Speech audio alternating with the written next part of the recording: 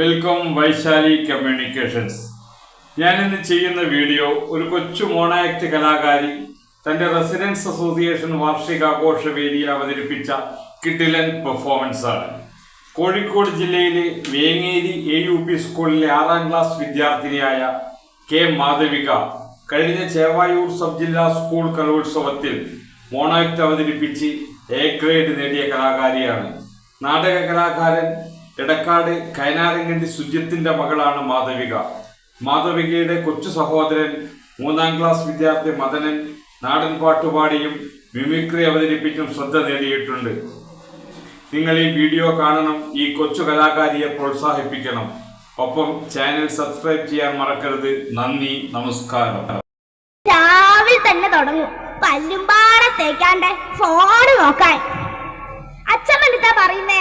Phone നോക്കാനേ പല്ലൊന്നും തേക്കേണ്ട ആവശ്യമില്ല. നമ്മൾ ഉറപ്പിക്കാണ്ട് പോയി. പത്രത്തിൽ ഓരോ വാർത്തയും വായിക്കുമ്പോ സങ്കടാവുക. നിങ്ങളെന്തിനാമ്മ ഇങ്ങനെ കരയുന്നേ? ഞാൻ നിങ്ങളെ പോലെ സീരിയല് കണ്ട് കരയല്ല, നാട് കണ്ട് കരയ. യുദ്ധത്തിന്റെ പേരിൽ മനുഷ്യന്മാരെ കൂട്ടക്കൊല ചെയ്യാം.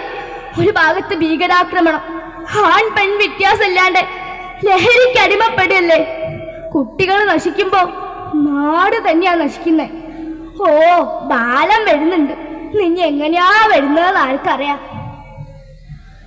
നാടിൻ മന്മകനെ പൊന്മകനെ മുത്തായവനെ. അപ്പൊന്നും പഠിക്കാൻ പറ്റൂടെ? ഓ, അച്ഛനും കുടിച്ചിട്ടാ വന്നേ. ഈ കൂടിയെ നിർത്തിക്കൂടെ? നിർത്തടി. ആദ്യം നിങ്ങളെ സീരിയൽ കാണാനും ഫോൺ കാണാനും അമ്മേന്റെ വെറ്റിലാർക്കും ഒക്കെ നിർത്തിയാ ഞാൻ എന്റെ ലഹരി നിർത്താം. എന്നാ ഇന്ന് മുതൽ, ഈ നിമിഷം മുതൽ ഞാൻ എന്റെ ലഹരി നിർത്തി. എന്നാലും കൈ വെച്ചോളി. അമ്മേ, മോളെ എല്ലാരും കഴിച്ചോളി. വെച്ചോളി. നാളെ എന്റെ സ്കൂൾ കലോത്സവം. ഡാൻസ് ഒക്കെ പഠിച്ചോ? ഒന്ന് കളിക്കടി. ഒന്ന് കളിച്ച് കാണിക്കണമെങ്കിൽ ഒരു പ്രാക്ടീസ് ആവും. ഓ, എന്നാ കളിച്ച. ലത്തിരിപ്പുത്തിരി പുഞ്ചിരിച്ചപ്പോ കമ്പിത്തിരി മത്താപ്പോ. ലത്തിരിപ്പുത്തിരി പുഞ്ചിരിച്ചപ്പോ പാട്ടില്ലാച്ചൊരു സുഖമില്ല. പാട്ടും ഡാൻസും മാത്രം പോരാ. നല്ലോണം പഠിച്ച് ഒരു ജോലി വാങ്ങി സ്വന്തം കാലിൽ നിൽക്കാൻ പഠിക്കണം. കേട്ടില്ലേ ശ്രീധനത്തിന്റെ പേരിൽ ആത്മഹത്യയും കൊലപാതകവും ഒക്കെ? നല്ലോണം പഠിച്ച് വലിയ വലിയ കമ്പനിയിൽ ജോലിക്ക് പോയ മക്കള് ജോലിഭാരം കൊണ്ട് കുഴഞ്ഞു വീണ് മരിക്കുക. കേട്ടില്ലേ അന്നാന്ന് പറഞ്ഞ മോളെ കഥ? ഓന്റെ അമ്മ എന്നോ നാട്ടിലെല്ലാ പ്രശ്നം തലേ കയറ്റി ചിന്നക്കെന്താ വേണ്ട. എന്നാ ഞാനൊരു കാര്യം പറയാം. ഇപ്പൊ എല്ലാവർക്കും പാടെ നാളെ മോളെ സ്കൂള് കലോത്സവം കാണാൻ പോവാം. എന്നാ എല്ലാവരും നേരത്തെ പോയി കിടന്നുറങ്ങിക്കോളി. ഉറങ്ങിക്കോളി. കതീശുമ്മൻ്റെ ഒരു ബഹളോ. എടി, എന്റെ മോളെ പ്രേമിക്കാൻ കണ്ടേ. എന്നാലേ ഓനോട് മതം മാറിക്കാളാൻ പറയും. മതം മാറാനേ ഓ മരത്തിനെ സ്നേഹിച്ച ഒരു പെണ്ണിനെ സ്നേഹിച്ച് നാളെ നേരെ വെച്ചിട്ട് കാണിച്ചു തരാം. എടാ, ഇന്റെ പറമ്പിലേക്കാണ് മതിലേക്കെ. നാളെ നേരം വെളുക്കും ആ മതിൽ അവിടെ കാണരുത്. ഇല്ല, ഞാൻ വന്നത് ചവിട്ടിപ്പൊളിക്കും. ഇന്നലെ അർദ്ധരാത്രിയിൽ ഉരുൾപൊട്ടൽ ഉണ്ടായ സ്ഥലത്ത് കനത്ത മഴ തുടർന്നുകൊണ്ടിരിക്കുന്നു. നമ്മളിപ്പോൾ ദുരിതാശ്വാസ ക്യാമ്പിലാണുള്ളത്. കൂടുതൽ വിവരങ്ങൾ ചോദിച്ചറിയാം. നിങ്ങൾ എങ്ങനെയാണ് ഇവിടെ എത്തുന്നത്? നിന്റെ സ്കൂൾ കലോത്സവേനി എല്ലാവർക്കും അവിടെ പോകാന്ന് പറഞ്ഞു നേരത്തെ കിടന്നുറങ്ങിയതാ. പിന്നെ എന്തോ ഒരു വലിയ ഒച്ചയായിട്ട് ആരൊക്കെ അവിടെ എത്തിച്ച് എൻ്റെ വീട്ടിൽ ആരും കാണുന്നില്ല. നിങ്ങൾ എങ്ങനെയാണ് ഈ സംഭവം അറിയുന്നത്? പലർക്കും സംസാരിക്കാൻ തന്നെ കഴിയുന്നില്ല. നാളെ ദുരിതഭൂമിയിൽ തിരച്ചിൽ നടത്തും. കൂടെ കാണാത്തവരുടെ ബന്ധുക്കളും ചേരും. ശരീരാവശിഷ്ടങ്ങളാ.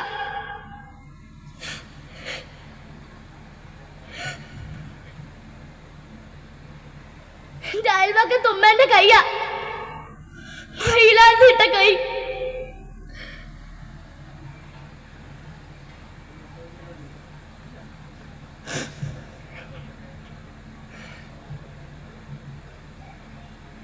ഈ മണ്ണിൽ പിറക്കാനിരുന്ന കുഞ്ഞാ.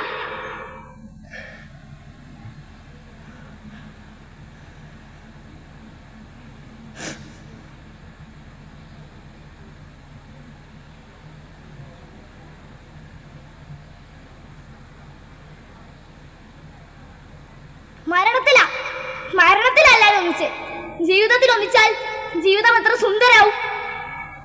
ഇനിയും ആരൊക്കെയോ എവിടെയൊക്കെയോ ഉണ്ട്.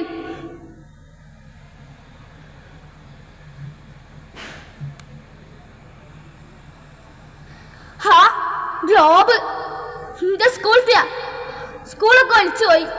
സ്കൂളിൻ്റെ അടുത്തുള്ള കുട്ടികളെയും കാണാനില്ല. ഈ ഗ്ലോബ് നോക്കിയിട്ടാ മാഷി ഞങ്ങളെ പഠിപ്പിക്കല്. അപ്പൊ മാഷി പറയലുണ്ടേനി ഭൂമിയെ സംരക്ഷിക്കേണ്ടത് നമ്മളാണെന്ന്. മനുഷ്യൻ ആവശ്യമുള്ളതെല്ലാം പ്രകൃതിയിലുണ്ട്. പക്ഷെ മനുഷ്യന്റെ ആർത്തി അത് പ്രകൃതിക്ക് പോലും സഹിക്കാൻ കഴിയില്ല. ഭൂമിയെ സംരക്ഷിക്കേണ്ടത് നമ്മളാണ്. നന്ദി, നമസ്കാരം.